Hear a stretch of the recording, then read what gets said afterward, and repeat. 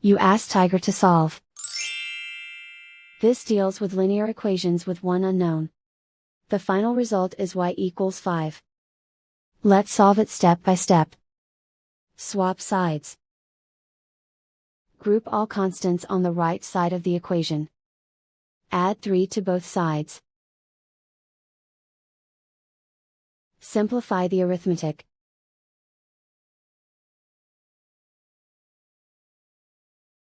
Isolate the y. Divide both sides by 2. Simplify the fraction. Find the greatest common factor of the numerator and denominator. Factor out and cancel the greatest common factor. And so the final result is y equals 5.